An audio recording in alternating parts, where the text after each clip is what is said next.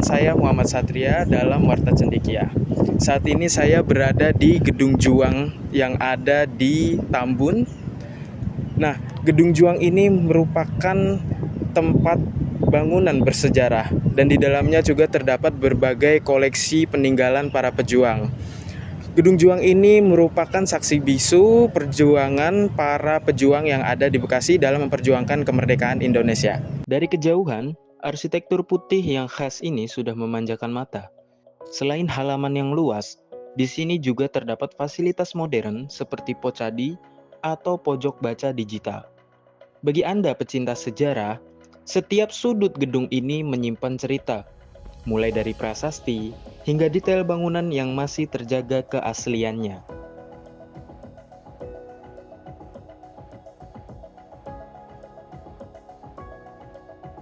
Masuk ke bagian dalam, kita akan dibawa kembali ke masa lalu. Salah satu koleksi menarik di sini adalah diorama dan informasi mengenai sejarah Bekasi di bawah kekuasaan VOC dari tahun 1602 hingga 1799. Visualisasi kapal-kapal besar dan peta lama memberikan gambaran betapa strategisnya wilayah Bekasi di masa perdagangan rempah-rempah.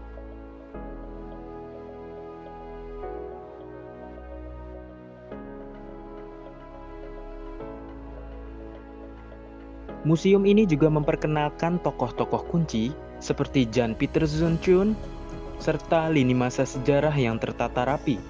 Tak hanya teks, Museum Gedung Juang 45 kini tampil modern dengan teknologi imersif. Pengunjung bisa merasakan suasana sejarah melalui proyeksi video yang interaktif, membuat belajar sejarah jadi jauh lebih seru.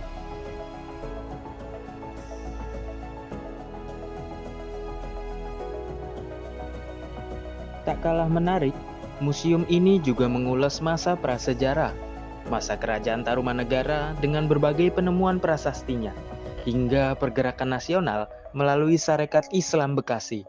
Koleksi diorama kecil yang detail memperlihatkan strategi perang dan kehidupan masyarakat di masa lampau.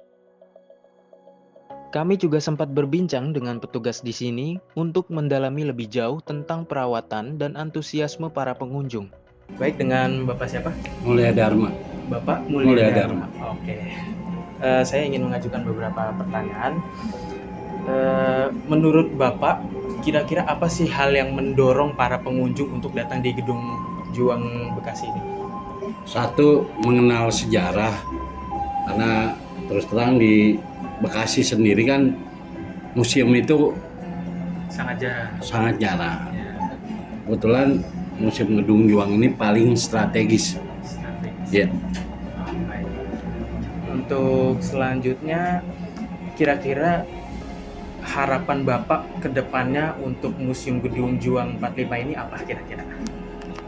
Harapannya sih untuk generasi mendatang, adik-adik kita yang mau kenal sejarah tentang perjuangan di Bekasi itu mempelajarinya di Gedung Juang. Nggak perlu ke museum yang jauh lah, yang terdekat juga ada.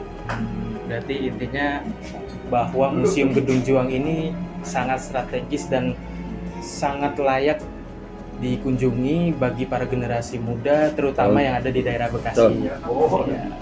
Baik, paling itu saja sih Pak. Terima kasih Bapak. Ya. Gedung Juang 45 bukan hanya sebagai bangunan bersejarah, tetapi sebagai pengingat perjuangan para pejuang yang ada di Bekasi untuk memperjuangkan kemerdekaan Indonesia. Saya Satria, pamit undur diri. Terima kasih.